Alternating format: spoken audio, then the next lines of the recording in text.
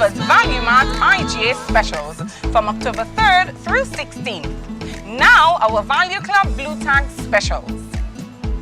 Chef Warrior D canned pasta and microwave pastas, just $6.99.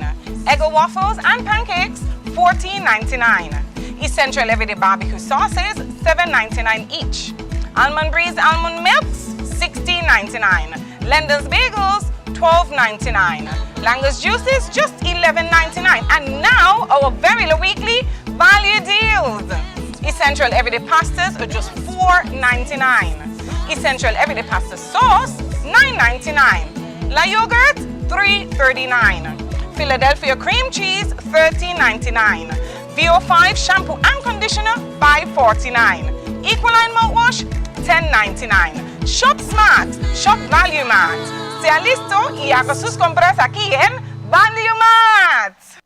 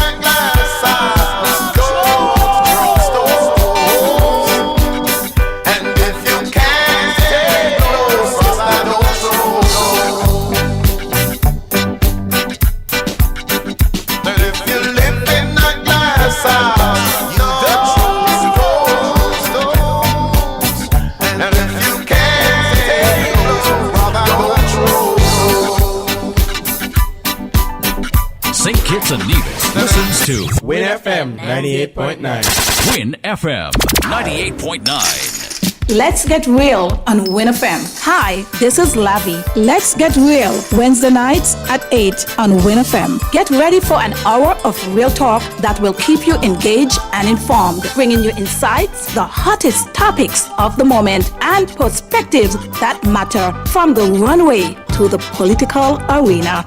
Real talk with Lavi covers all. Let's get real Wednesday nights at 8 on Win FM. Let's get real on Win FM. Hi, this is Lavi. Let's get real Wednesday nights at 8 on Win FM. Get ready for an hour of real talk that will keep you engaged and informed, bringing you insights, the hottest topics of the moment, and perspectives that matter from the runway to the political arena. Real talk with Lavi covers all. Let's get real Wednesday nights at 8 on Win FM. And if you can't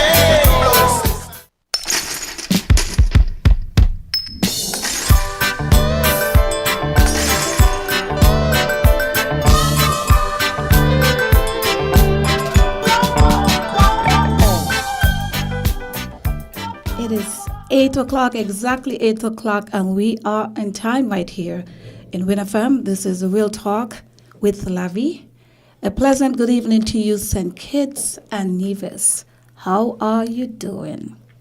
Well, for me, I'm feeling good, but I'm not 100%. I've been having my little allergies, and I think this is the allergies season.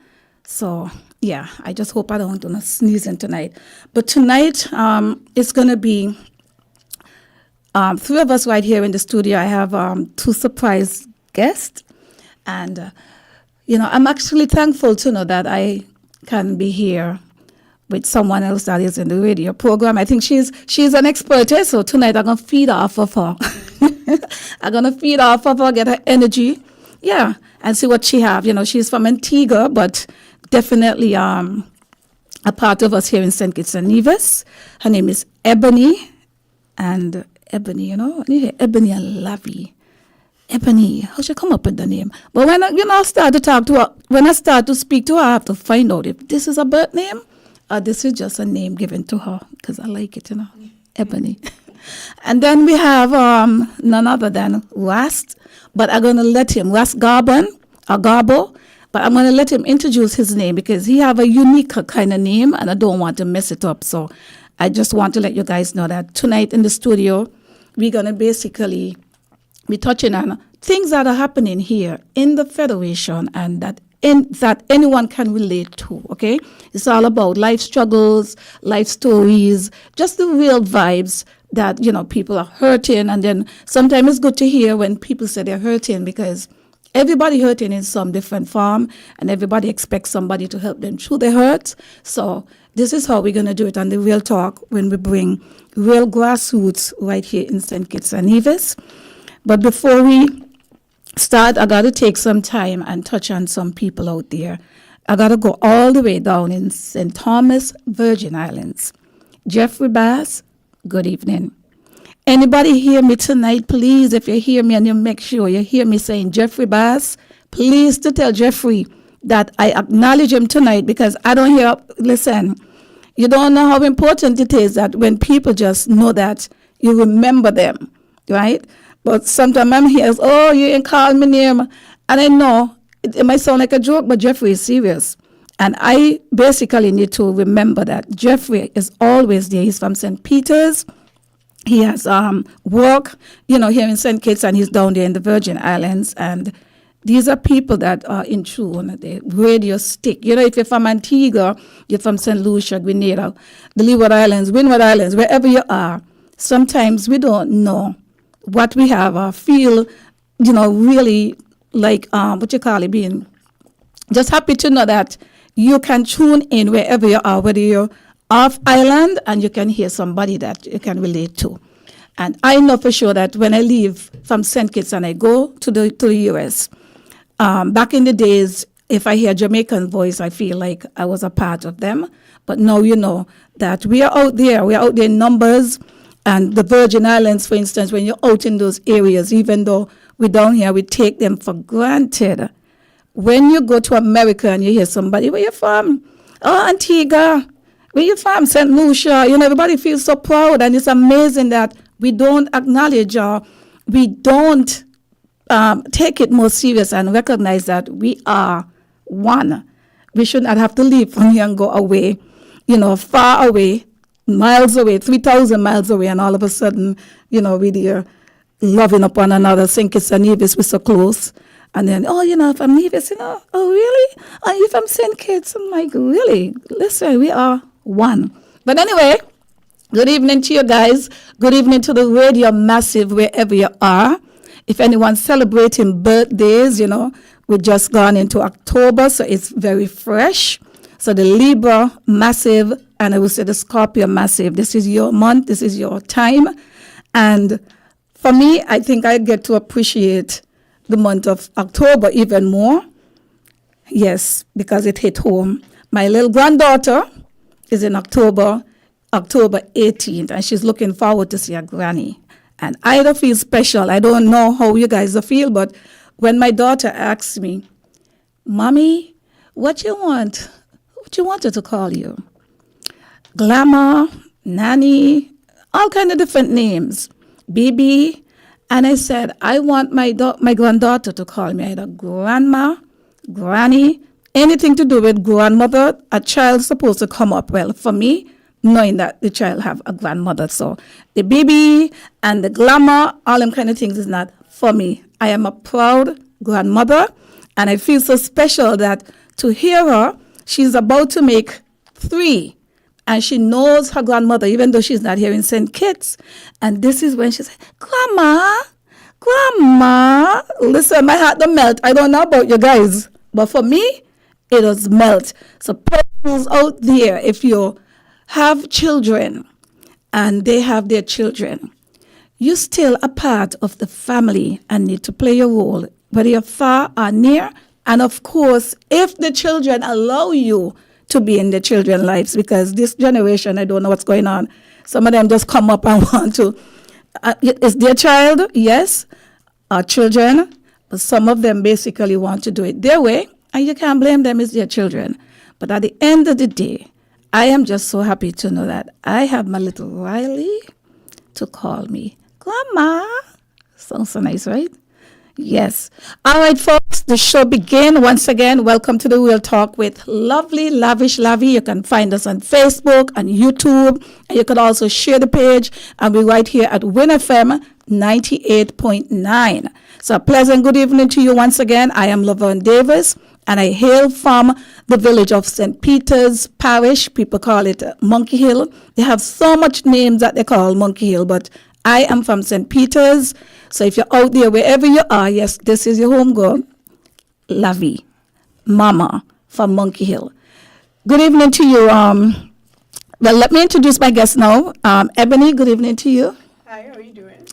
Girl, I'm just feeling good. I'm in my feeling because, like I said, this is October and this is my granddaughter month. So I am in the kiddie. I feel so good knowing that she's 2 and I don't feel like I 2, you know. It's the energy because, no, serious, Ebony, you know, the kids, we love the children and they're full of life. They're so happy and fun. And then we grow up, right? We look so angry, how we face frowning, how we vex, how we hate one another. All of a sudden, you come in and maybe you look good and me not like you. And we, you know what I mean? And the rest of them, I was, what, you know? And we're scanning them. Well, I'm going to tell you, with just having the thought, I'm actually that type of person, by the way, but just having that little girl, that bringing back that youth and youngness in me, girl, I'm going to get that kid, but know when to switch it up, eh? Yes, so I don't hate me now because it's good to smile, and if I be big or grown, and I out that can't smile, something wrong. I take all your problem off of your shoulder, wherever you have it, and smile with Lavi. Hi. That's the man, how you do? Yeah, bless up, I just bless up, you know, giving thanks, you know. That's This is King Gabo Unica Jamo. I just passing through, checking all these beautiful Africans and, you know, they're freeing up themselves and keeping themselves lively, you know. That's the kind of vibration we want in the place, you know. Lovely. The whole time a smile and, you know, everything, you know, happiness, you know. Exactly. Not this stress out and all them kind of thing. We first have love to us, you know, give thanks, you know, so. Well, give thanks some praise to the Most High, Jah Rastafari, Emperor Haile Selassie the First, Kings of Kings and Lords of Lords, the conquering Lion, the tribe of Judah. Bless up all African liberators, Empress Menen, Marcus Garvey. Much more, you know, this struggle. Well, I don't want to end up. Jah Rastafari. Bless up. Okay. So, Ebony, tell us a little bit about you. Oh, Who's Ebony? who is I am from Antigua. You already said that. I have been in media now. April this year made 25 years for me. So I started pretty young because I'm not that old. I started in radio when I was 16 years old, and it was an interesting way that I ended up here because it was not my intention. I really wanted to practice law. Oh. Ever since I was a little girl, there were only 2 things I ever wanted to do. I wanted to be a lawyer, and my backup plan, which I never even told anybody, that was my backup plan. My parents knew about it, but that was to become a pilot. I never wanted to do anything that was necessarily conventional, and I had my life ordered. I wanted 4 children, 2 boys and 2 girls. That was always my plan. Well, plans don't always work. 1.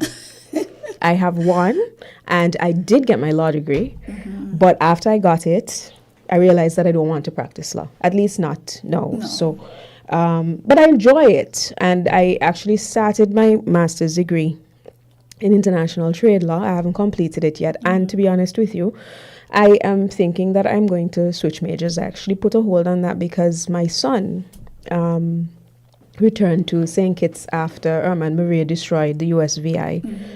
And so he finished school here in St. Kitts and Nevis at Immaculate Conception Convent.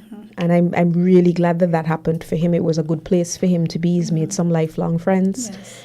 And he did really well there.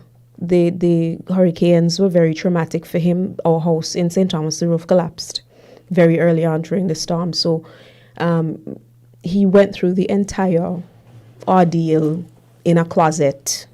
And he still deals with that even now when we have storms pass. He's older, so he doesn't show it as much, but he panics. But he's done very well. He's now doing his law degree, and I am incredibly proud of him. He graduates next year, and I am trying to find a money tree to shake down to make sure that he can finish school and become an attorney, because that is what he wants to do. And people ask me all the time if I kind of forced my dream on him. No, I did not. That was his choice. But how I got into this was that I was sending out applications to law firms when I had finished college. I wasn't even quite finished college yet, because I remember asking for time off that June when I started in 99. I started in April, and June 99 I asked for time off to go and write exams. So I actually started before. But the reality of the situation is I was just sending out applications to law firms because I wanted to put myself in a position to prepare myself and acclimate to what I thought would be my career. And it just happened that ZEK in Antigua was the first place that responded to me. A lot of people over here very familiar with ZEK and Sly J, Governor Slim, all those old radio icons, because they used to broadcast very strongly into St. Kitts. Well, they happened to call me. And I happened to be good at what I was doing. And what should have been just a very short period of time ended up in me being with them for 12 years. Now, in that period of time, I did move on to do other things. I was at the Stanford Financial Group. I was the lead public relations officer there. I moved on for a while and worked in hospitality, but that was very briefly. That was before the collapse of the world global economy in about 98. So that period there was very brief, and then I became an entrepreneur. And from then until now, in some capacity, I've always had a business of my own. My first business was a beauty salon. Wow. And because I love nails in particular. And 17 or 18 years ago, when I did my cosmetology diploma, which was just because the Technical Vocational Institute in Antigua had just started expanding the programs, and I always wanted to do nails. At that time, you couldn't do nails separate from cosmetology. So I had to end up doing the entire cosmetology program to be able to do the nail technician. Part of it was just a small part, and I don't regret it because I can call myself a cosmetologist today. And I still do nails because it's my passion. And that for me is something that's very stress relieving, but it's great to have a hobby at the same time that can generate some very good income for you. So I still do have one or two clients, but media is my work. I've come to love it. And I've watched myself grow and evolve, really, because what I started off in was news, and now I am really into production. I'm doing a lot of films now. In fact, in another 15 minutes or so, ZIZ is airing a docuseries that I am the executive producer of, along with a great team of people who are working along with me, my videographer, David Smith, and so on. So my career has evolved, and I'm getting to do everything I love. So I really have no regrets about the path that my life look. I ended up where I was supposed to be. Wow.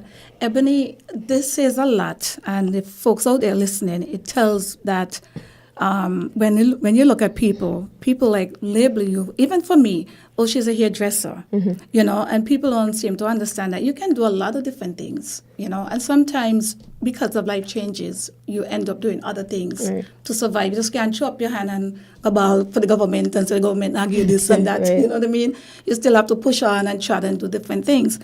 But listening to you, I also heard you mention about Hurricane Irma and Maria. I was in St. Thomas. I got my business messed up down there as well. Right. I know someone, a close friend of mine, that got killed. Sometimes we think of hurricane, even though you see the whole devastation in your mind, you don't expect it to be like that.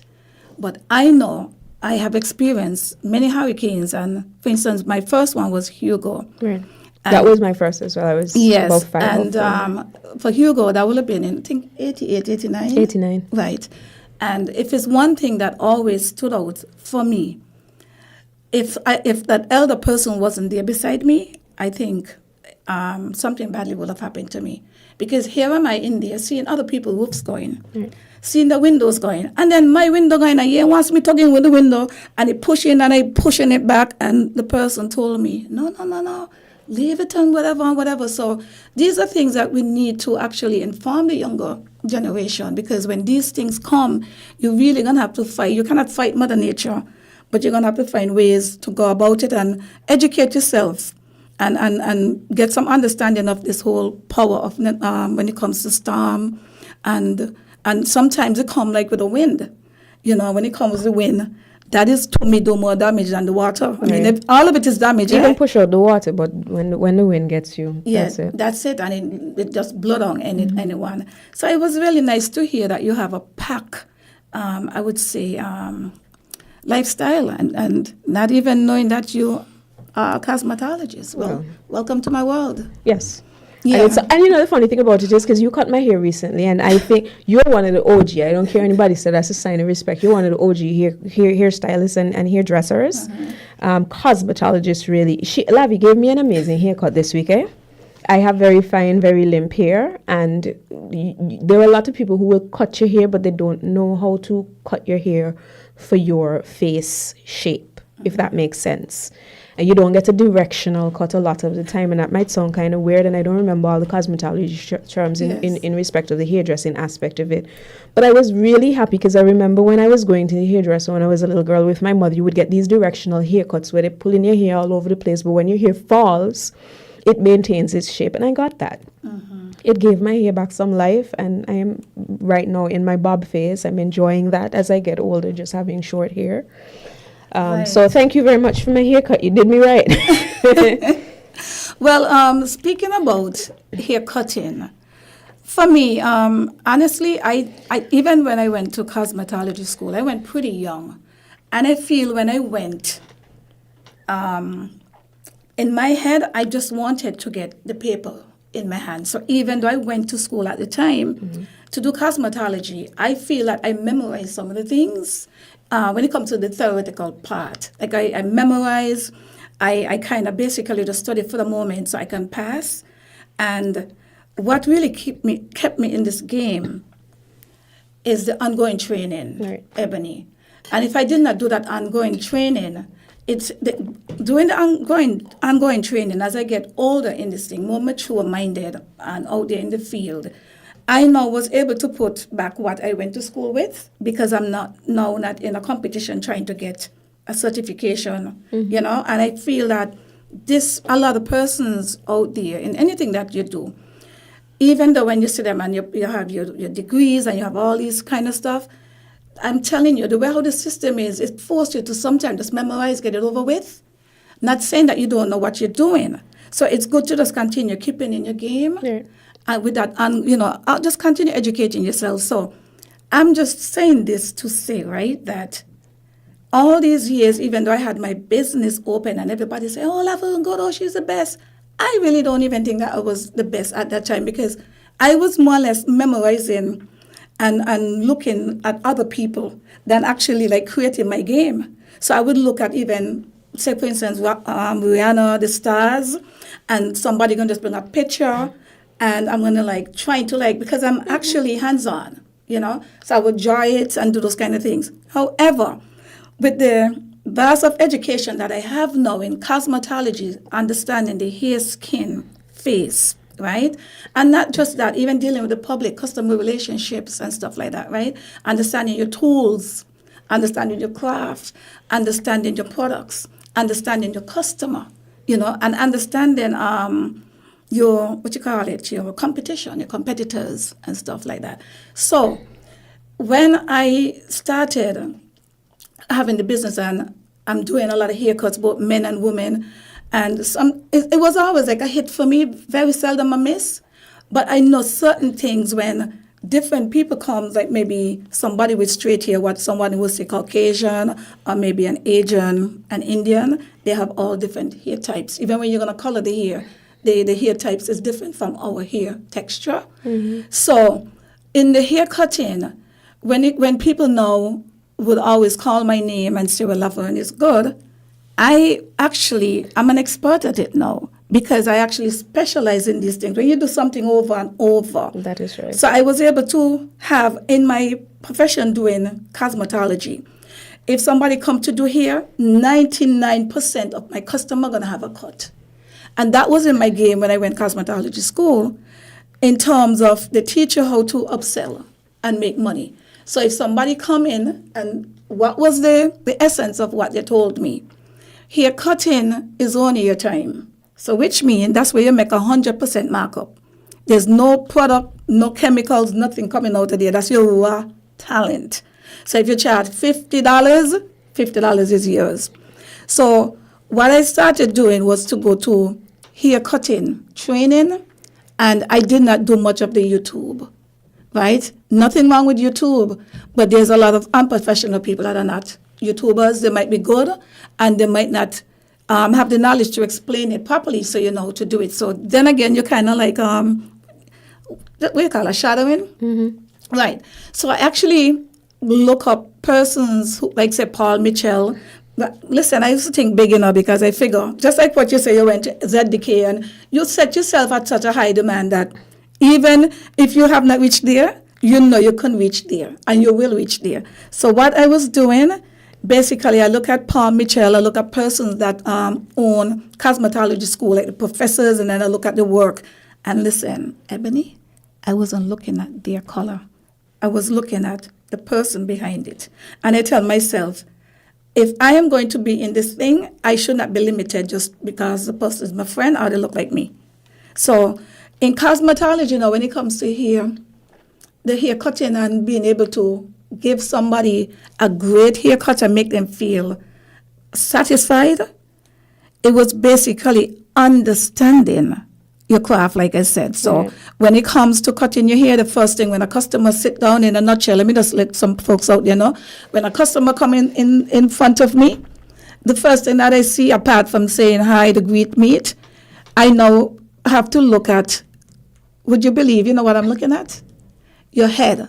So once I look at the head, even though you have your hair in it, I am now saying, okay, the head is like round, and many people will say, man, my head bend up, my head no shape good, I don't want this haircut because it ain't gonna take me, my face too big, and all those kind of things. But if you, every single one, no matter how you look or shape, you have a head, right?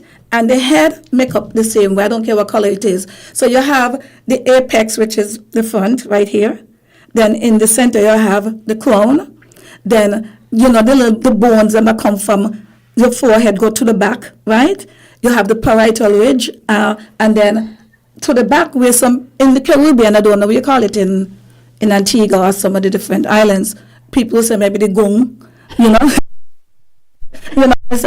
people want scuff in that gung, have a protruding, we call it bone that in your head. Some have it and some don't have it. That's the occipital bone.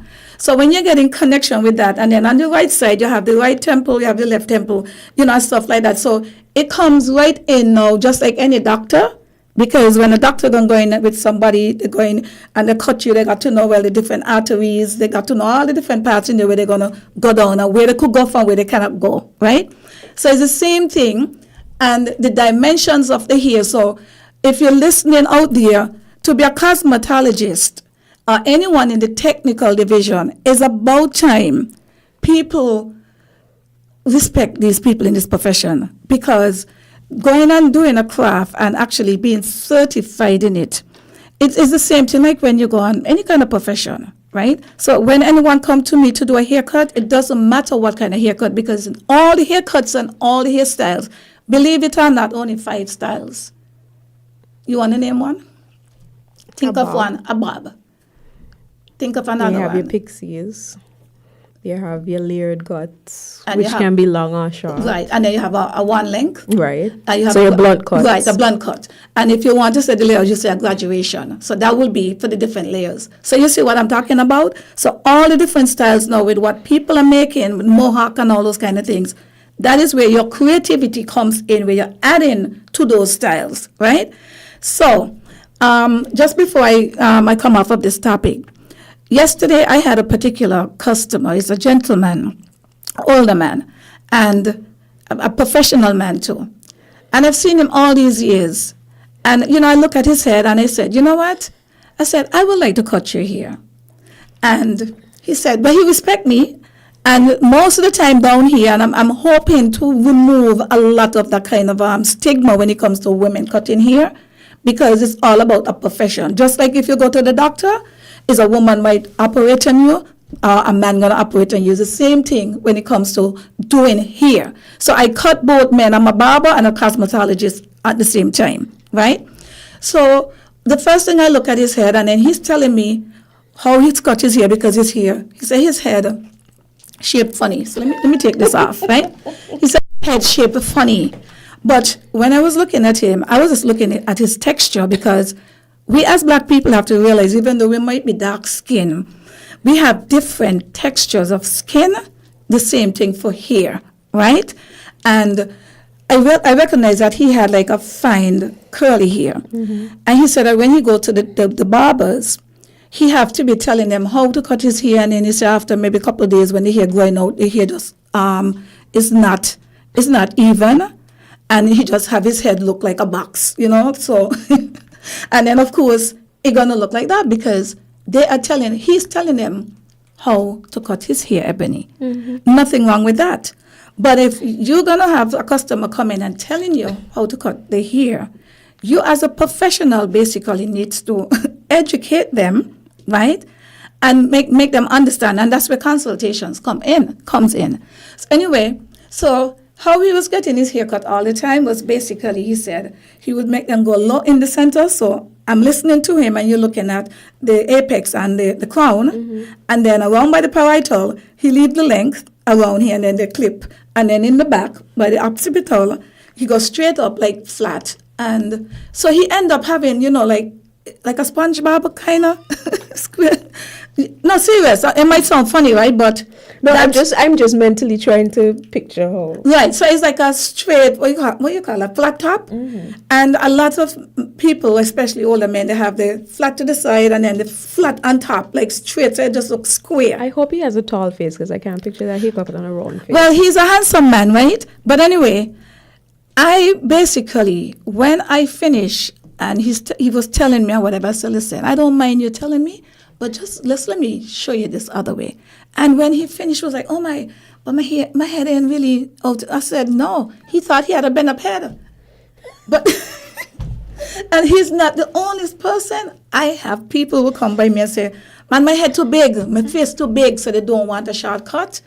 And although I can tell you, I never in life ever want a finger wave ever again. I did that one time, mm-hmm. and that's the only hairstyle I've ever had my entire life that wore me. I didn't wear it. So I know my head shape funny. Mm-hmm. That style is not funny. And that's the thing with the funny shape thing is like, even like I said, nobody, we ain't make ourselves, and they actually have like oval. Because, if you look at it, you have the heart shape, you have square, you have round, right? And I could put a finger wave on your head, and you will never even know, because it depends on the style, like I said, the dimension. And if you're an artist, if I can come here and watch my customer head is out here, like say, they have a square head.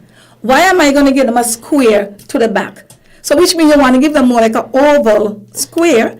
And if somebody have like a longer neck, and the hair go all the way down on the neck, right? And they have a narrow face.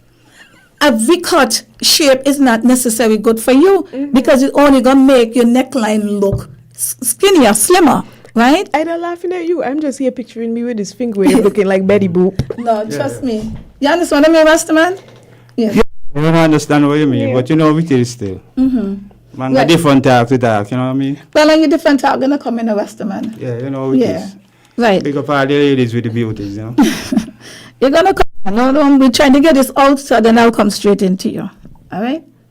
So, but basically, tonight's topic is basically about social things, about us in general, hygiene, taking care of yourself, understanding your craft, understanding your worth. But the Rastaman really want to talk. So let me hear what the Rastaman got to say. Rastaman, tell us about you. Well, this is King Janika Jamo, man from the village area. You know, the village area, you know what I mean? Big up in the country with sports and a lot of different intellectuals and, you know, it is how the people them live and thing, you know, so. Man gets out in Buckley's, enough respectful, you know what I mean? The Buckley rioters really bring democracy up front. And it's a disgrace right now, going for 100 years.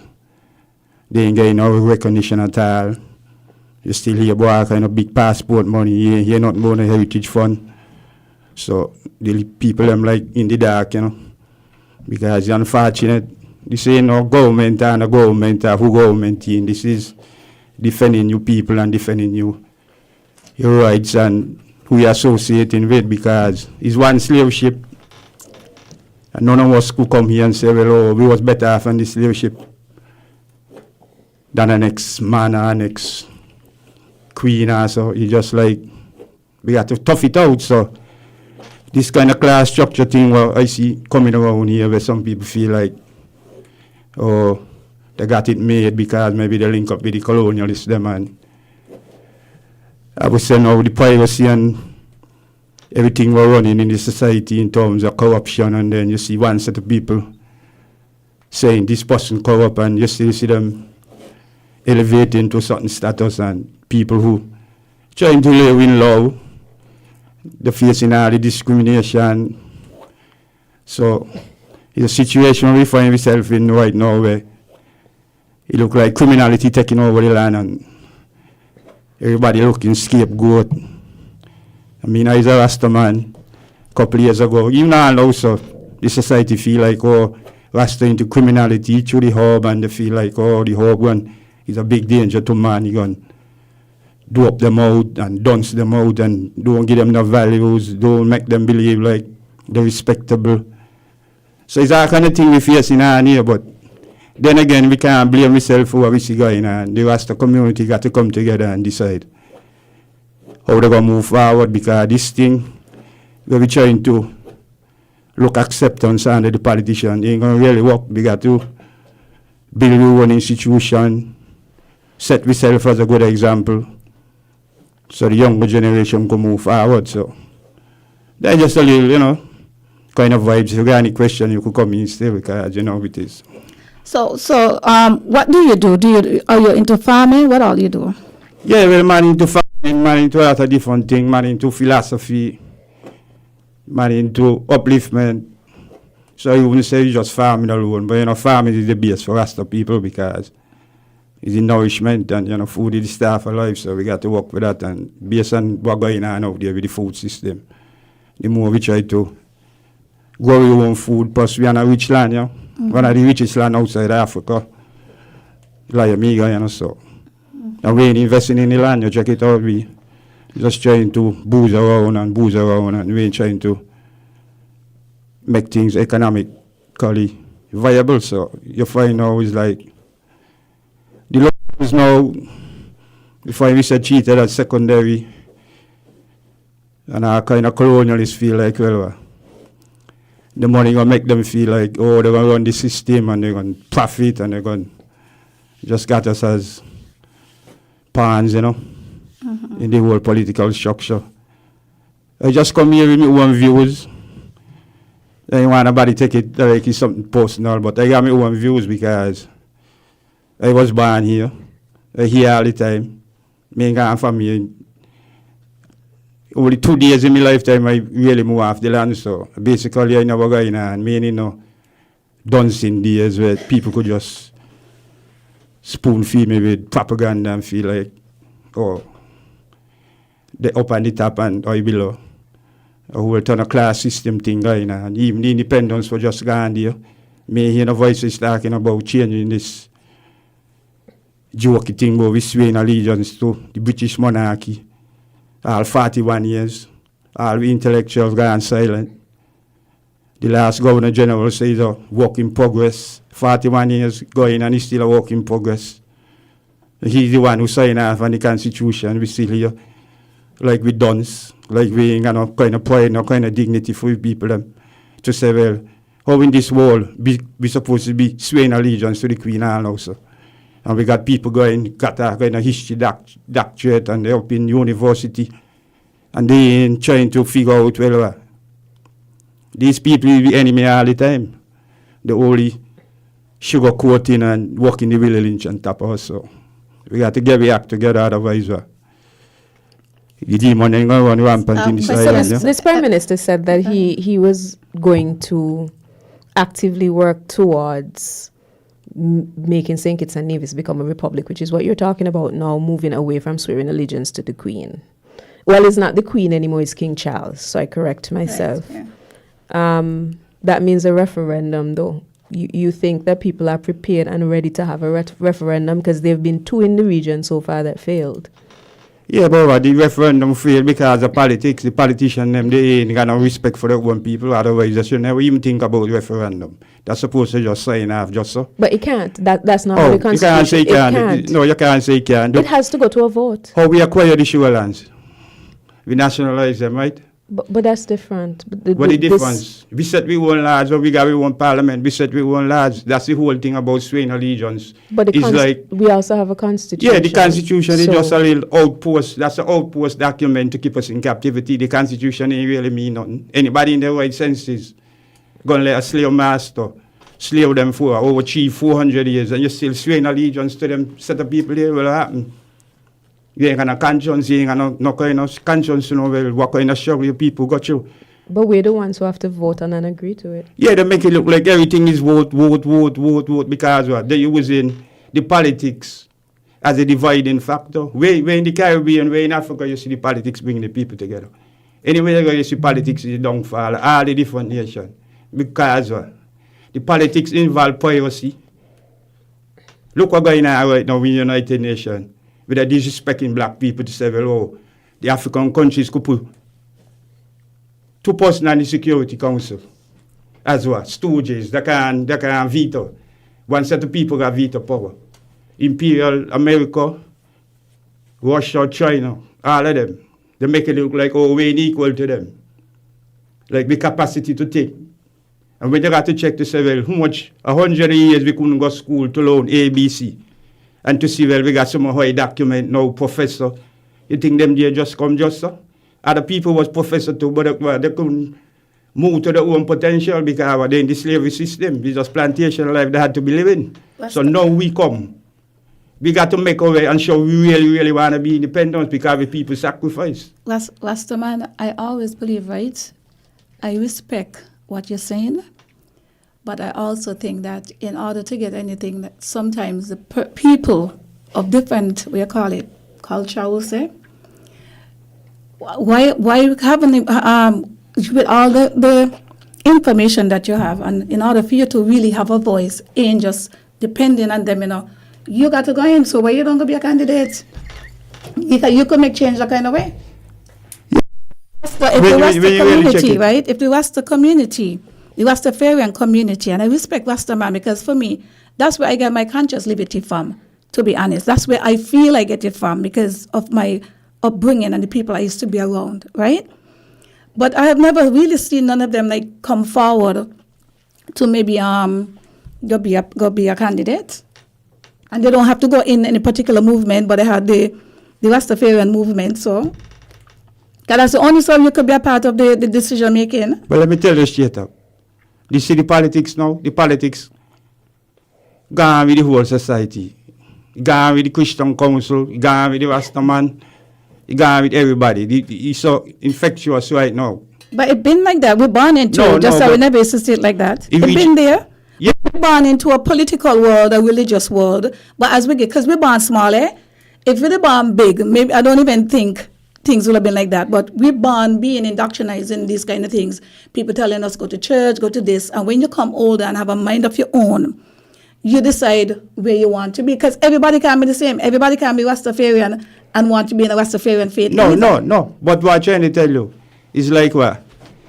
Independent thinkers are here. They just get shut down. They get shut down by all kind of avenues because they tell themselves, well, you see what's going on in Africa right now where they shut down the media over there.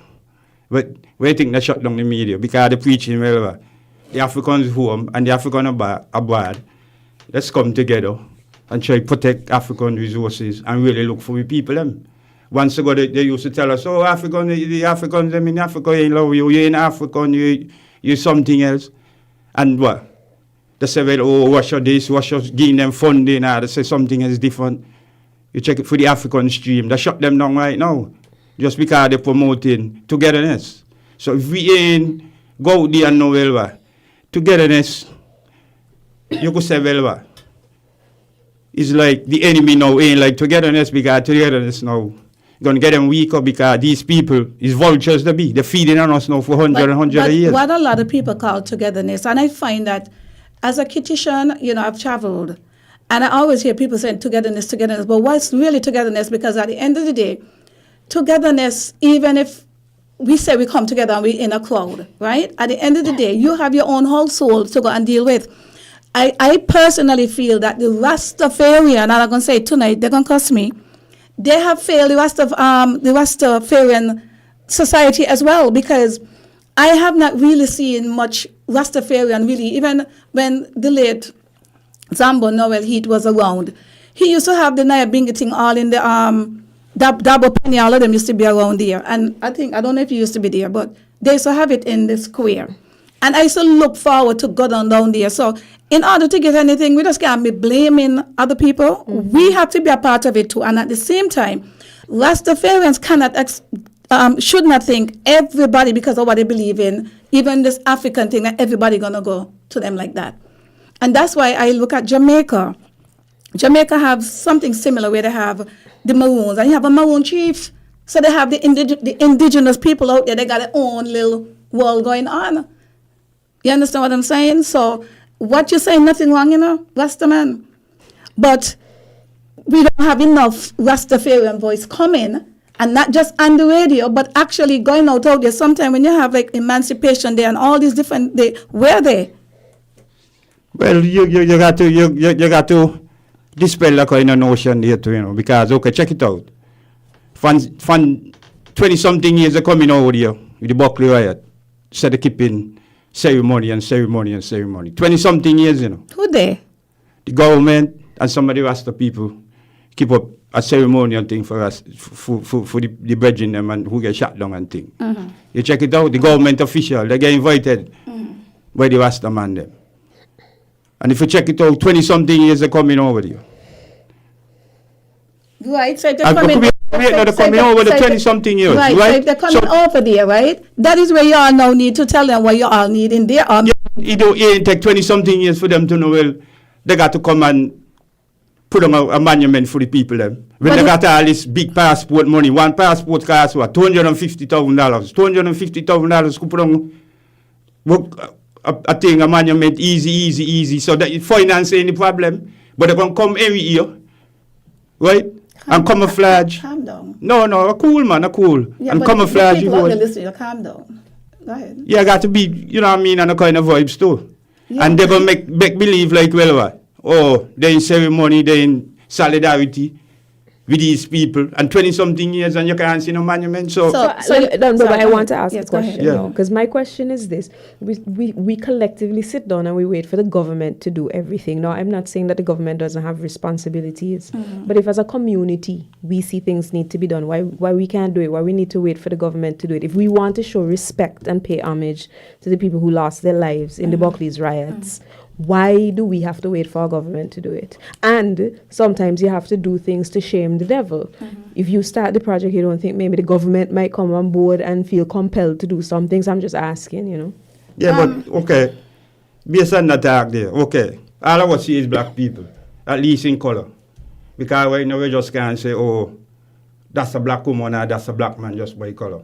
You got to be with the philosophy, the thinking, how they relate to their own people, and them kind of stuff. So Me ain't gonna get carried away to say, well, oh, your skin black and you're black. I ain't working with that there right now. Things get so too much, with it mix up, eh? It's the mentality what really come. You check it out. So what you find going on now? You got some petty bourgeoisie in the place. They just want to work to elevate themselves and the family. And then now they tell themselves, well, oh, these people, they feel like, oh, they're less educated. They ain't got nothing in front of them. So they cheat them according away.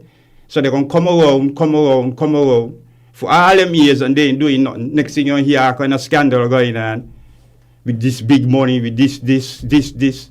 And then she not going to heritage fund. How come the heritage funds deal? For all the passport we don't sell. How come we ain't got heritage fund to put on a monument? One time they were supposed to put on a monument in this square. They say, oh, UNESCO funded. Next thing they say, oh, don't put it in this square. You never hear nothing about that again. Like the funding gone. Like no other place in St. Kitts could have put on a monument for the slave route project. Man, if you ever hear about the slave route project that was initiated by UNESCO, United Nations, and we ain't seen no monument yet. So Rastaman, so what are the Rastafarians doing, or whoever you're speaking about, what are they doing? So as what I'm here listening to you, right? As I said, I don't see nothing wrong with what you're saying, but I find Kittitians, and a New Vision person told me this today. Is a businesswoman she is, and she said, Lavi, the Kittitians think that they ain't supposed to do nothing and the government's supposed to do everything for them. Maybe people don't have the mentality. And I am actually realizing it for now. As I get older and I listen to our people, is always complain, saying that somebody ain't do this and somebody ain't do that. But there's a way to do it, Y'all need to get in writing. Do you know the Indians have their community, right? The Jamaicans have their community, so they have like associations. Ebony, so maybe you could help me with this. Mm-hmm. When they have issues, what they do, instead of them coming out and talking on the radio, you think they don't have issues just like us? What they do, they write to the respectful people, so they will be able now to go in, what do you call it, this assembly? Mm-hmm. In the house, and they have something to look at, to go off, but we can just be out so here talking about lobbying. So we have a concern collectively as a community, right, and we put our thoughts in writing and we petition. Well, this is what we're looking for. Mm-hmm. We present your proposal. I mean that it's a productive way to go about it. Mm-hmm. Yeah, but then again, some of the same people we trying to say, well, oh, we agitating too. Them come from a struggle just like we do. And them come from a struggle, you hear them say, oh, they come from humble beginnings. So if you come from humble beginnings, sometimes we need to remind them. Correct. Sometimes they need to be reminded. Yeah, but when you hear the election thing coming up, the amount of people saying that on the poor man's side, all the candidates on the poor man's side when you hear election coming. And then when the election done, who side upon? Okay. Put on me. A pleasant good evening to you, live with Lavi and the Real Talk. Hello, caller. Real Talk with Lavi. Good night, Real Talk with Lavi. Good night. The one and the only politics here. The true politics. Now, my question to Grass and to the lady there. What's your name, Miss Brandon? Ebony. Like ebony and ivory? Ebony. Yeah. Yes. Okay.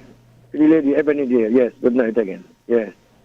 My question to Ras Gabo. Gabo, men, you're always in discussion, about whatever.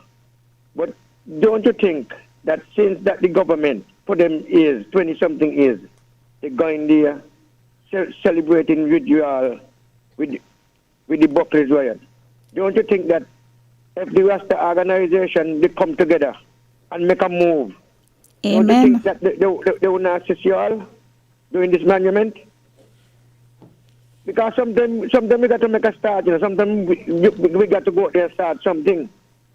Mm-hmm. And I believe if you all come together and just make a move like you are going to do something. I mean, they got to give the rights to do it. Mm-hmm. The government got to give the rights to do it because the land, I think, is government land, and they got to give all the rights. So that's my question to you. I'll continue to listen to the program. Thank you, Mr. Politics. Is this Mr. Politics? Yes. Yes. And that's exactly what I'm trying to not just say to him, but to a lot of us out there, because a lot of us have different concern. But I think we need to start either come together as a group, find some way that we could get some of our concerns, reach the people, the politician, not just on the street, but get it in writing. Just like how the AG would put out things, get it to the AG, because these are the people that will basically they're the one that makes the rules or the laws. Yeah, but sometimes we can politicize everything all the time. We got to just rally Correct. behind it, try everything to get this thing done. Because when you get this thing done, and the government will get the praise too. Because Absolutely. should do that, they get the praise, and should that, they're interested in what's going on with what our foreparents, where they went through or whatsoever. But when they don't come and just come to celebration and come and just, nothing do. Well, Nobody politics. Study what's going on. Politics. Yeah, Gabo. That is what been going on all the time, It's a total Yeah. disrespect. So, I went a few times to it, if we leaders them don't want to acknowledge the bloodline or the melanin in them, and they making believe like that's a different, and they fighting this struggle with their own people. We're in a terrible state. I want to know because it's a Rasta organization. No, this ain't a Rasta, This ain't a Rasta, Plus, all of us is Rasta still. I want to know because of the Rasta, because even with the reparation, is the Rasta behind that reparation? You think it's, is the Rasta you're talking about reparation? I don't, ordinary people, no minister, and nobody coming out and talk about reparation, like the Rasta man, Rasta and all those guys, and you and others, But can I ask you a question? What does reparations look like for you? Reparation? Yeah. If we advance that, and I'm in support of it, absolutely. But what does that mean for you? What do you want us to get out of the reparations movement? Well, just where everybody is asking for. But that's what I'm asking, because is it that way? Because there are people who said, give me the money. And then there are other people like myself who are saying, well, what am I going to do with money if you give me money? I am more interested in building legacy and building educational benefits. Hospital and school to build, Well, that's what I'm saying. So that's why I asked what reparations look like for you. And that money could do all of that because it help the country.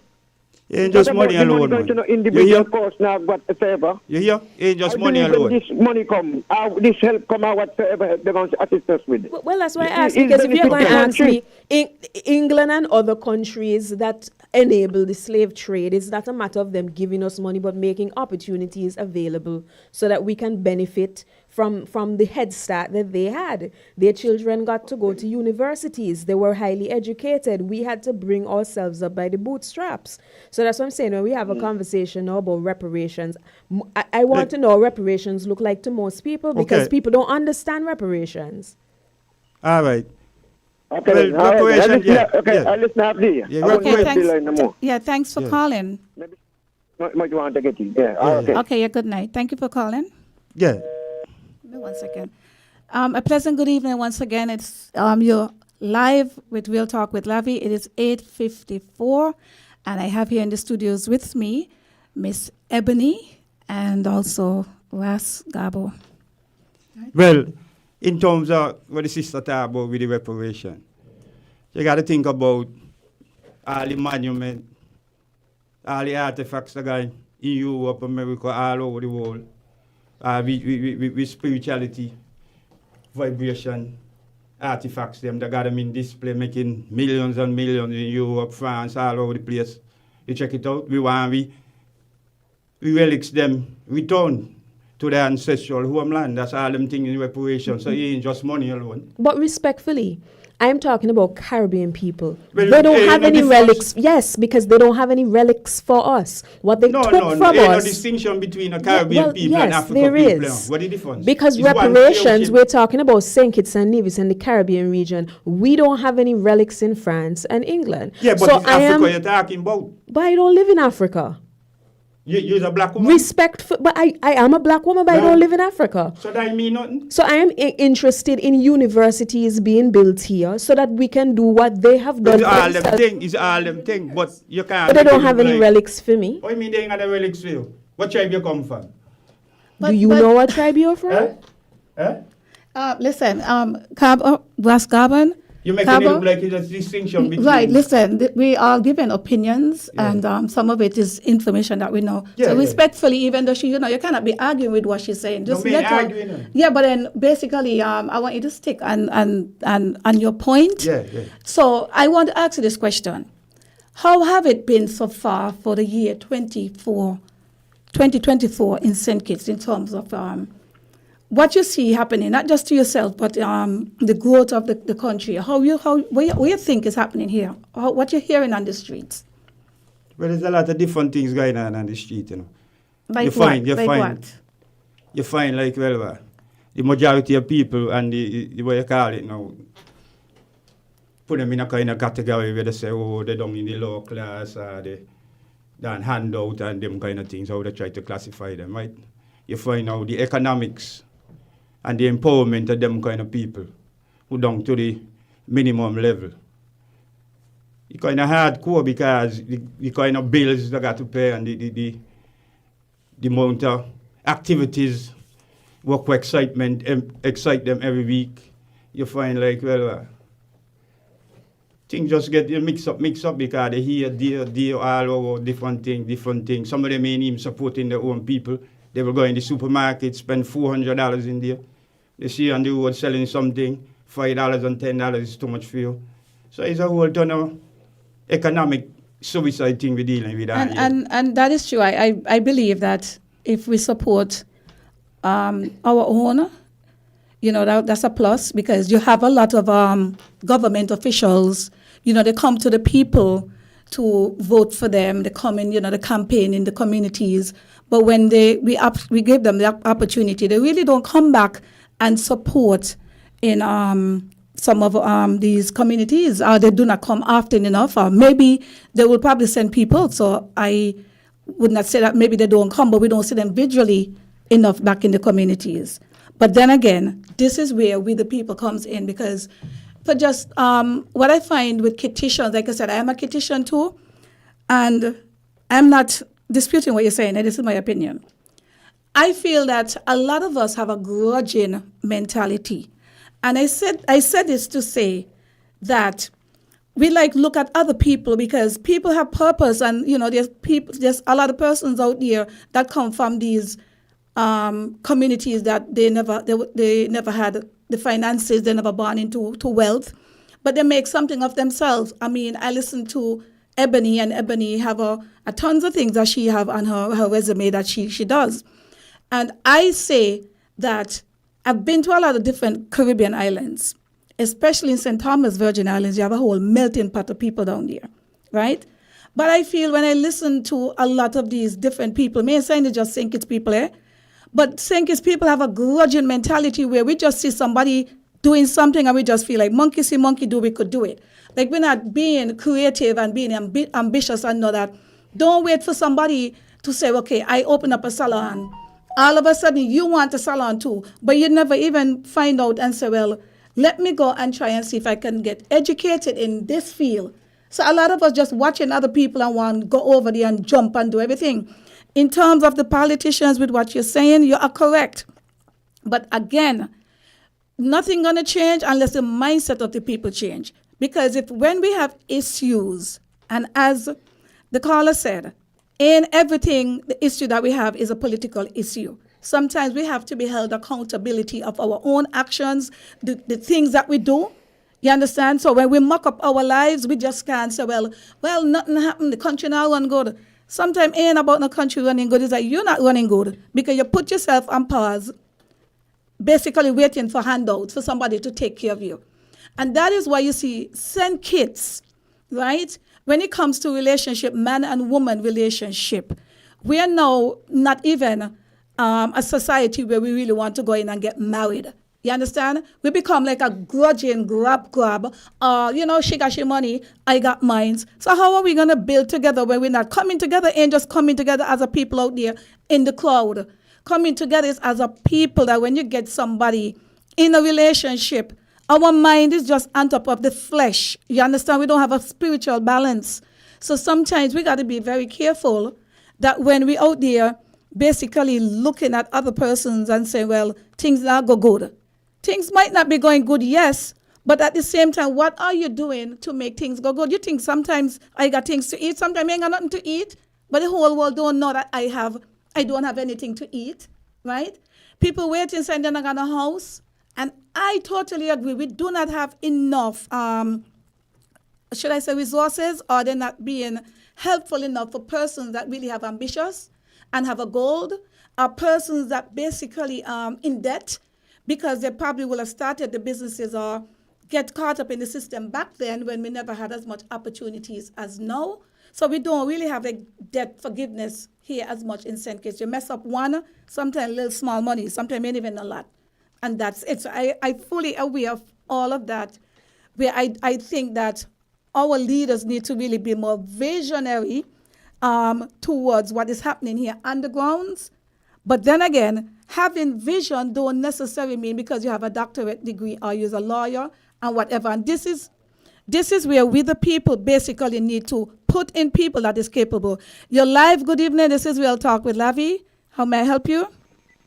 Lavi. Hello. Is the people is the same ministers of government and the politicians them got the people them thinking like you just said, you know.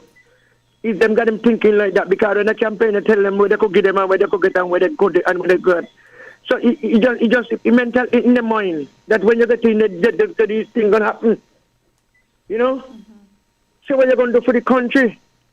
Not individual people, because this is the problem. That's the problem with the face all the time. It's them just doctor people mind with these kind of things. When they get in here, they give impression like everything gonna happen when you get in here, this gonna happen, that gonna happen, and that gonna happen. And the people them think like that. But I learned my politics so good, right? That I no playing, that no government could go in there and feed the whole country. The people them got to get, proactive, go out there, independently work and they wanna work for the want.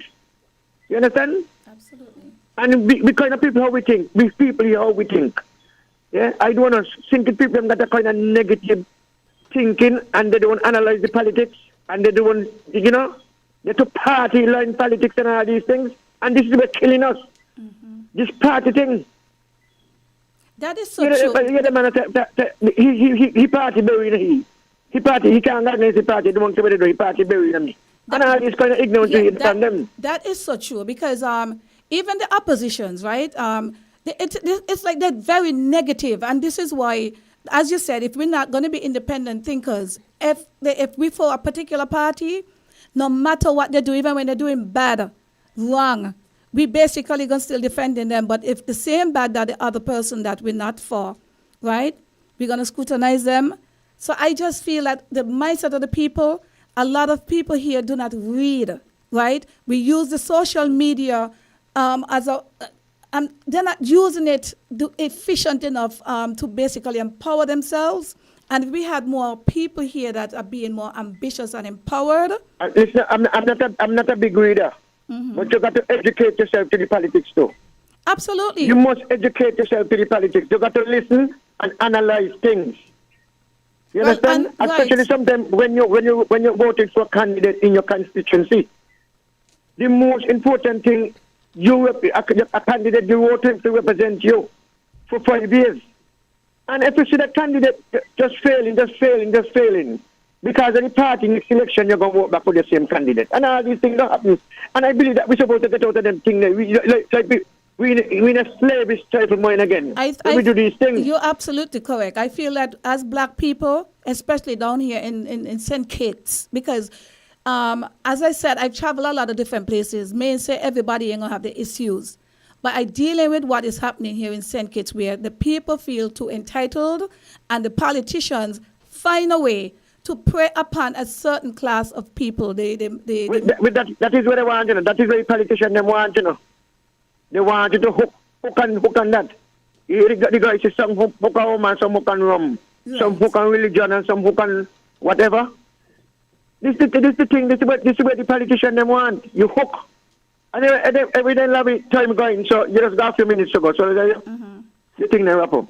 Well, right. thank you so much again. Your contribution is always welcome here. Yeah, thank you. But I'm going to ask a question again. If we know that this is what, quote unquote, the politicians want, if we are conscious of it, why are we not doing contrary? At what point does free will come in? Because the politicians are only a few. We are many. So if this is what we truly think, why are we not doing something different? Why aren't we holding them accountable? Right. I don't know. To me, Right. Well, I'm just going to say this quickly, and then let's ask Gabo come in. What I'm seeing here in St. Kitts, and this has been going on for years, I know that you have, 8 constituencies, and when we put these people in, they're supposed to be our political leaders. We don't really see these people come back in the communities like that. 8 here and 3 over there. Huh? 8 here and 3 over there. In No, Nevis. we have 8 here. And 3 in Nevis. And 3 Nevis, So yes. 11. Correct, 11, yes. But I'm speaking for St. Kitts, right? And I'm speaking for my constituency and for many other constituencies. I remember a few years ago, for instance, when the People's Action Movement was in. And I could tell you this much, right? For 3 terms, only one time, I saw the Honorable Eugene Hamilton come by my place, and it was around election time. And he came with some other people around him, I guess that's his campaign people, to ask me for his vote. And I did not give him my vote because I never seen him. But at the end of the day, when I think about it, I never did saw the Honorable C.J. Clyburn either. But because I was so programmed with this party politics of how we grew up, we come from a Labour family, I went and I gave C.J. the vote. So I'm just saying that we, the people, is the problem. Because here is it, like I said, I never gave this other person my vote because I never seen him, but I still wasn't seeing the Honorable C.J. Clyburn either at that time. So I am just saying that the people of St. Kitts and Nevis, they have to basically, we the people have the power. And the politicians ain't just supposed to say, well, they're just walking through and they come with the photo ops. They're supposed, that's the constituencies. They're supposed to be in the constituency or have people in there. But at the end of the day, even if you're going to have people in there, it's you we vote for. Where are you? Well, we can't see these people come to the small shop and go and patronize them. The same small shops and other places that they will have been in to get in office. And this is the cry of the people. And even I am here talking it, I'm going to get hate because persons are, oh, well, why is she going up there to say that? She ain't our labor. Nobody aligned me to a political party. I support a party by my choice, but nobody, my last name is not Labour, PAM, PLP, CCM, NRP, or whatever it is. My last name is Davis. And this is our mindset that we have. We're putting people in fear. Oh, hear what Lavi say now. Remove she. So coming back with what the Rastaman is saying, he's correct. So we are being victimized in all different forms because they're not respecting the people. They want you to say, yes, yes, jump for them. They get the big check at the end of the month. And what do we get? who puts them there? That's what I'm saying, we the people. So then how is it that they're victimizing us? How do you mean how they're victimizing us? They're victimizing you in many ways. Okay. Many ways in other way. Let me finish here quickly. Many ways, for instance, I know for sure, right, that my name, my family, there are persons that are not going to get a job because of their family. It doesn't matter who party go in. Mm-hmm. All of them do the same thing, and that's a form of victimization. A pleasant good evening. It's 9:09. We'll talk with Lavi. Hello. Yeah, good evening, man. How you doing? Good night. Good evening to you and your guests tonight, both of your guests. Good night. Yeah, bless up. Yeah, this was a fruitful discussion tonight, and I just want you to say thank you for bringing on those two guests. And yeah, Rastaman, man, be a little bit easy, man, but let me put our opinions together and see, where we could take this conversation. But it was a great discussion, and me myself, I don't like what I'm seeing in St. Kitts and Nevis. There's too much politics in the place. The politicians then playing on the people, and the people playing on the politicians. They got the place divided. In terms of change, we're not seeing the real change coming that the people has been asking for. Constitutional reform and electoral reform. The Prime Minister, in the campaign, he said he was going to try to take the country republic. And me personally, I don't think that's going to happen. Imagine the people are asking for change, and we can't, put a dot on an I or a cross on a T for the current constitution that we have to appease the people for what the people are asking for right now. You think that we're going to go republic, and when we go republic, the constitution is going to have to change. So if we can't get the change right now to appease the people in the current situation, there's no way I've seen these guys taking the country republic. So they're just going to keep, pledging allegiance to the king and to the royal family. But great show, and keep up the good works. I know we don't want to talk about it, and some people have a difficulty with the Constitution, but like it or not, St. Kitts and Nevis has a very unique Constitution. I am no constitutional law expert, but I have taken time to read it. St. Kitts and Nevis is in a more unique situation than the other Caribbean islands which have gone to referendum over the issue, because there needs to be a 2/3 referendum nationally, and then there also needs to be a 2/3 referendum in Nevis. And you understand what the issue is there. So even if we go to a federal referendum and we get the 2/3, Nevis still has to go and vote and have a 2/3 in Nevis as well.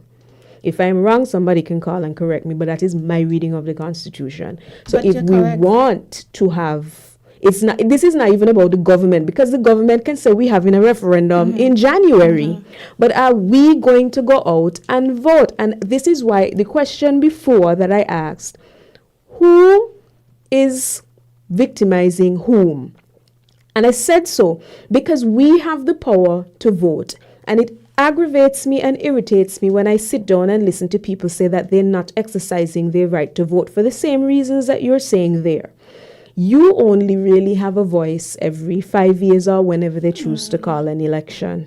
So why is it that you would relinquish your right to open your mouth and speak with your vote on election day? Because as you rightfully said, it don't matter who in, nothing really changes. But if you are so displeased with what this one is doing, shake them up and get rid of them. You know why?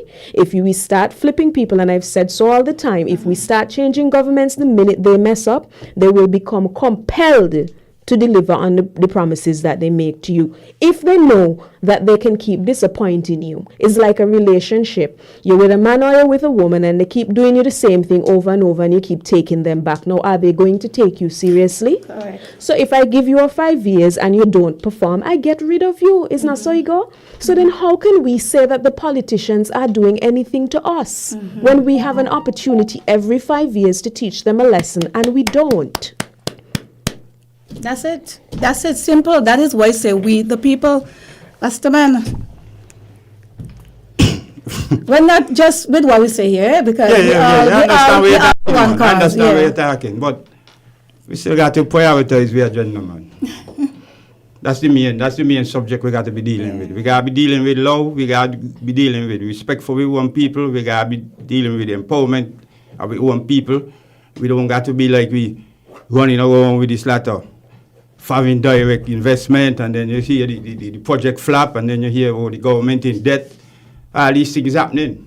So you can't just say, well, because the government deal, the government still, where we're going on with them.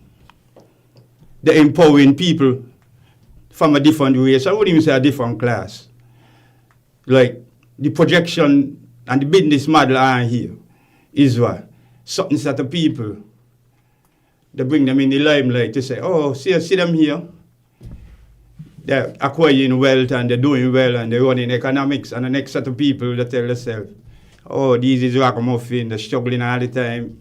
They're making a headway. They even go so far to say maybe it's a failure because of certain things set up. But when you really check it out, you, as a black man right now living in this 2024, and world affairs, and what you see going on with America and the racism and the Ku Klux Klan and everything, and they're trying to marginalize black people in all aspects of life and living, anywhere they be. It's a colonial expansion with the Willie Lynch. The Willie Lynch expansion now modernized. Once you go, the Willie Lynch come simple, but your skin, you're this, whether you're walking in the house or you master house or you're walking in the field. Right now, the Willie Lynch modernized.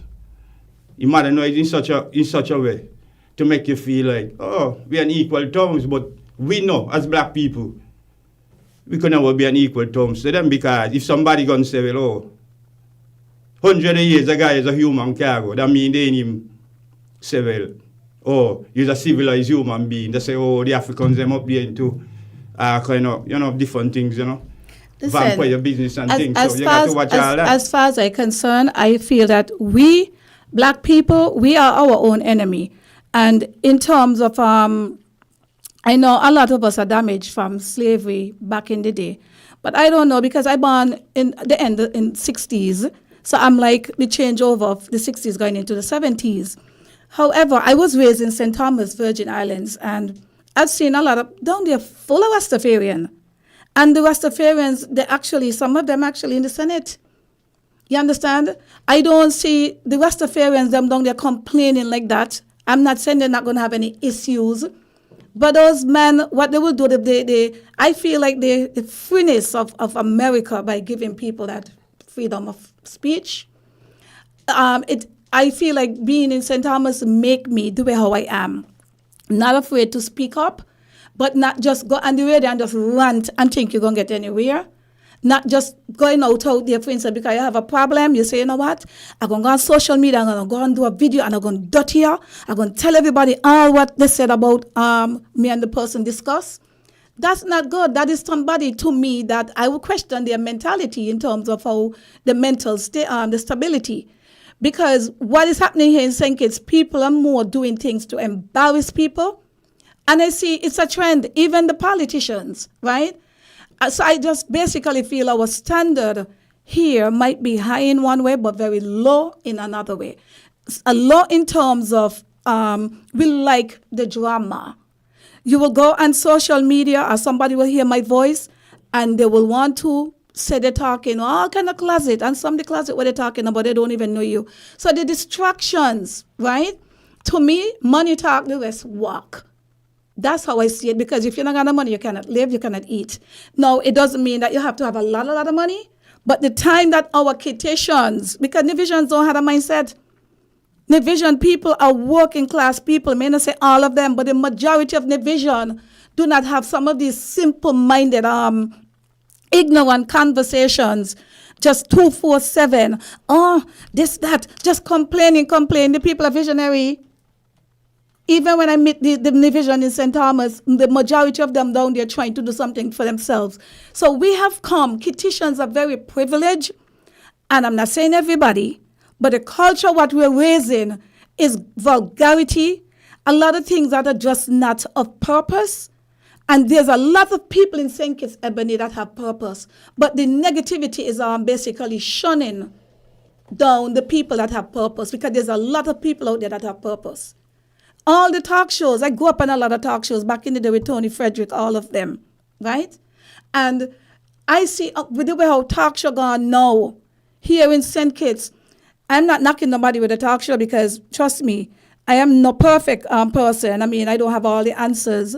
But with all those talk shows, 247 from so much years ago, I have not, people calling to the radio host, I'm thinking that there's a politician and putting out the problem, and the host basically answering them like they have the problem, they have all the answers.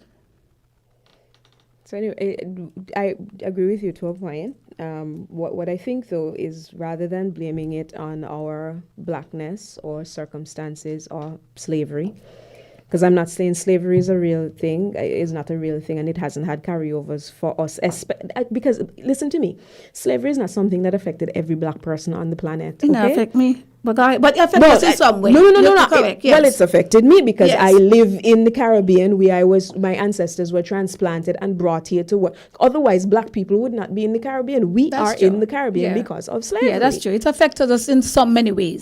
Precisely. Yes. And it's not just that, it's the families that we have as well. We have these broken families because of that layover from slavery, and you just go and breed this woman and have endless amount of children. You don't ever create bonds with the children.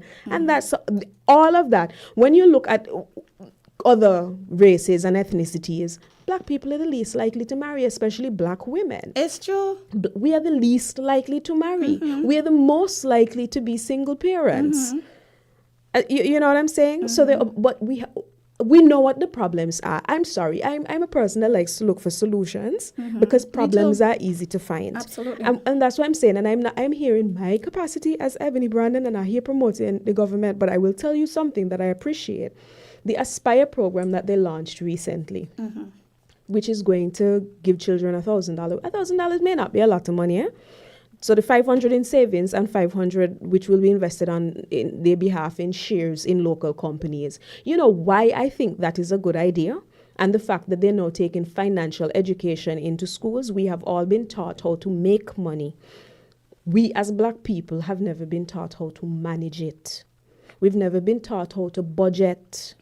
So we get the money and we spend it. And when you look at what we spend money on, when you compare it to other races and ethnicities, because we sit down and we talk about them, we don't invest our money in businesses and properties and that sort of thing. We get a check and we're going to buy clothes. And we're going to buy jewelry. And we're going to buy shoes.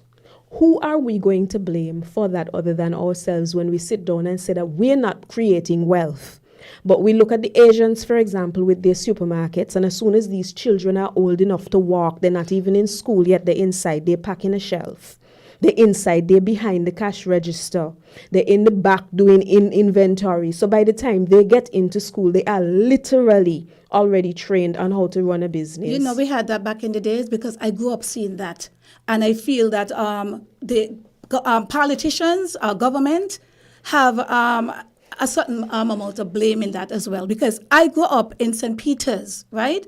Where you have local shops used to be in there. You have the children them going in there and selling and that kind of stuff. I mean, you had Bass Bakery. His children them know how to do to make the bread. And up to now, that bakery is still there. But how right? do you blame the government for that if it's a family because business? just like what you talk about, education, saying that they put in financial education in school. Which is necessary. Right, but they did not have that. So that is government. So it's not a matter of a particular government. But if our black people, if our black government who have the power with education, don't try to basically reform some of these the education system, because there's so much of things. Entrepreneurship, you talk about Lavi, respectfully, the Asians don't go to school to learn that. It is something that they engender within their community.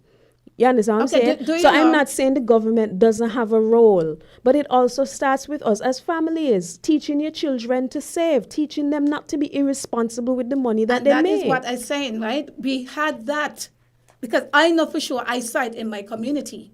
I saw it from my auntie, I saw it from my father, right? But for whatever reason, I feel that when they're done away with the sugar cane, basically all those people, where did they go to find work? There was really nothing. You just take away that from them and there was nothing. And I'm not here knocking on no government or whatever, right? Because yes, we want to talk about certain things. And even in this Aspire, right? How much money in terms of, can you calculate the percentage at the end of the year, how much they're going to get? So by the time if a child reach X, Y, Z, how much money would they really have in their hand? I'm just asking. You know what the bank interest is, so I can't give you that figure off because I don't know, but I know it's National Bank and the others, so we know what the interest is. Right, so at the end of the year, how much interest they're going to get? What, $10? How much? You're missing the point. Okay. The point is... I'm not missing the point, but go ahead. No, because I kind of think so, because then you can't just really say it's $10 a year that they're getting in interest, I said $10. I never said it in terms of... So I just threw out a figure. No, I so get now that. I'm waiting now for you to tell me how much interest they're going to get. But bank interest is bank interest. We can go and check online and see what the bank interest is that's offered. That's standard. But then apart from that, remember, they're the dividends that they're getting from the investments that are being made in companies like the cable and Skelec and the power company and so on. So, I mean, the water department, I think, is one of them that they're going to go public with. But the point I'm trying to make is the dividends are going to fluctuate. So what they have the capacity to generate and the lessons that they're going to learn, because remember, it starts at primary school, Right, so so I'm asking, they can't take out the money, right, so it's there from 5 until 18. And 18, and how much money they're going to get, that's what I'm saying. So by the time they finish. But that is variable, because suppose Skelec, for example, does exceedingly well, and a share that was now today worth $10, by the time they finish school is worth $100. Do you know how much money that $500 would have turned into? And can I say this here? And I'm just being... This real talk, right? I understand that you're saying that, okay, from 5 years until they reach X, Y, Z. But government don't have no contract to say that they're going to be in between 5 years till 18. Because in 2-3 years, and you have the election, what if this government come out? Is anything in the concrete to say that the next government will continue this? Well, you have a point there, but I don't think that normally... And I'm just talking about how I know governments operate. A program like that is going to benefit them, they're not going to disrupt it, because even if you look at what this administration did, they renamed and reformed programs, but they really didn't change anything that was benefiting people. So they might go in and call Aspire something else. Right. And they might change the way it operates, but I don't think anybody would dismantle it when children are benefiting from it. Well, as far as I'm concerned, every time a government change, they had the PEP program, and then when the government change, it goes. So sometimes... But PEP is no STEP. It's there still. No, it's just renamed. Yes, but all the protocols and all the different things are going to be the same. So I am just saying, right, that putting some of these things is fine. I don't have a problem with it. But we have to be realistic and say, for instance, the next 2-3 years, the government change, right? Whoever going to go in, going to continue this thing? So when the children... can you answer, Garban, you have anything to say about that? I'm just asking. Well, based on the politics I hear, I mean, you know, man, I'm a Rastaman, so we don't really deal with the politics, you know. But in a way, you need a bipartisan kind of vibes, you know, where the people them could just know, well, okay, this is for the people, so nobody going to chop for the people. That's my point, yes. And just move forward. Yes. From that. But on here is like everybody jockeying with the propaganda to say, oh, they do this, they do that, they do that. None of them coming together and saying, all of us do this. Yeah. The only thing I see them do to say they come together when they had the raster recognition bill in the house. And all the politicians come together and they feel good to know well Rasta getting some kind of recognition, whether it's fake or it's on the debate. See, that's nice. So that's what you find really going on, because they were still promoting before that, St. Kitts and Nevis is the freest country and the earth. Mm-hmm. And then you see, well, the politician come down and pass a bill and say, well, begin our recognition. So that's a big fallacy, because you can't begin us no recognition when you're done saying, this is the freest place or not. Mm-hmm. And the recognition bill will come the other day. They say, well, I give us some recognition, put them in the churchical order and that kind of thing. You check it out. So you got to look through a lot of things were going on. But some people, they disguise the prejudice, they disguise the racism, they disguise everything, because this propaganda they really feed it. Mm-hmm. So they don't want to come upright and tell the people, well, okay, everybody knows well has to go through a whole ton of discrimination, are you? They need nobody to tell to all right, so it is 9:29. We're just about to close the program. And I guess in a nutshell, what I've taken out of this whole discussion this evening, even when the callers are calling, I want to thank them for calling in. As the Rastaman is saying, basically just like adding to what Ebony is saying also, this is what is happening here with different government as they change.